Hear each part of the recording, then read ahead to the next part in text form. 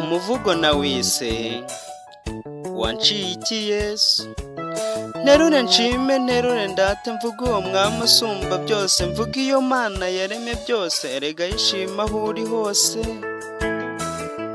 Mvuga uwo Yesu umunyarukundo wadukunze ku musaraba, ntiyahatinya ngo adutahanire intsinzi. Nasingizwa ibihe byose. Ese iryo zina rya Yesu waba urizi? Reka ndisesere ndisesengure ndisosorore nisiguye, kuko ari isaso yasasiwe gususurutsa abaserafi. Ni nk'isoko isa neza isasura ibisari byose, wasaretswe na Satani ugasigara usa n'usizwe. Uwo nta wundi ni Yesu.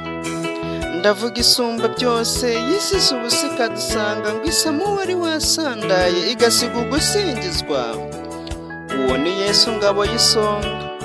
Dore ngo umuntu aracumuye, uwo Yesu yabaye incungu, ngo acungure uwari wacumuye, ngo adacika agacendera agacukubiri n'umucunguzi. Yesaya bisigura neza 5:3. Ibicumuro byacu nibyo yacumitiwe. Ese uwo Yesu usumba byose yadusiga tugasandara, ntituba twarasibanganye. Ariko se Yesu wanshiye iki? Ariko se naguhemba iki? Icyubahiro ni kibi cyawe, kuko wacyashye ikibi cyose kikimukira icyiza. Sindi uwo gusangwa ngo usiga buri segonda, ariko ntunsiga ukunda undinda ndi uwo kutarindwa. Undutira byose mwami. Ariko se wanshiye iki? Iyo ntekereje ibyo byose sindabona usa nawe, usa n'isoko ifutse isusurutsa imitima.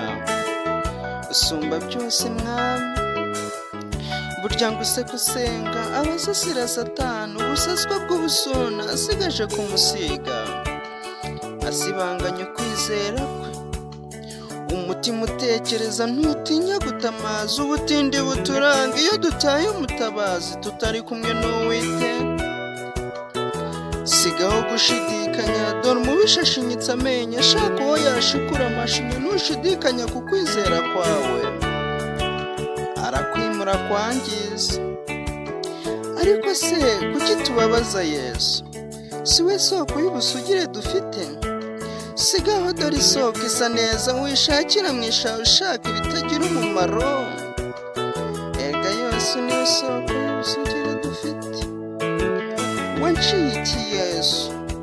Ko incungu yawe nshimisha, ncisha kure y'ikibi cyose. Erega ikizira cyo ntacyo gira.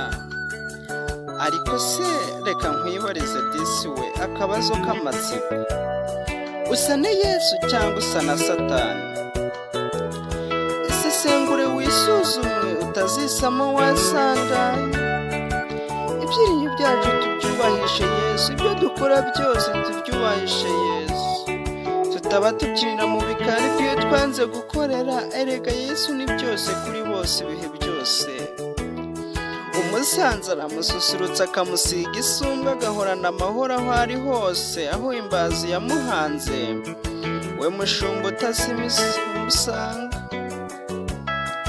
Ntiyadutaye Yesu, yaduteruye mu ivata, atubatura mu bubata bw'umanyi dutugu Satani. Ngo tugacika tugacendera tugacukubiri n'umucunguzi. Bano natwe turaba agaciro, erego turaba agaciro, kuko amaraso y'agaciro ariyo aduhesha agaciro, kuko twayahawe n'umunyagaciro. Reka nsubike inganzo, kuko ibya Yesu ntibishira. Yesu ndagushimye usumba byose, kuko uri hejuru ya byose. Mwari kumwe na mwene so, umusore udasinda ngo asaba yandwa asabe mu basore. Uhora uharanira amahoro ahamye, uhihibikanira kuba uwa Yesu ibihe byose. Ndayishimiye Elgade. Murakoze Yesu usumba byose, ni uwo gushimwa ibihe byose. Namwe mumushima ibihe byose. Yesu abuzuza amahoro adashira, abuzuza ubuzima buzima ibihe byose, none n'iteka ryose. Amen.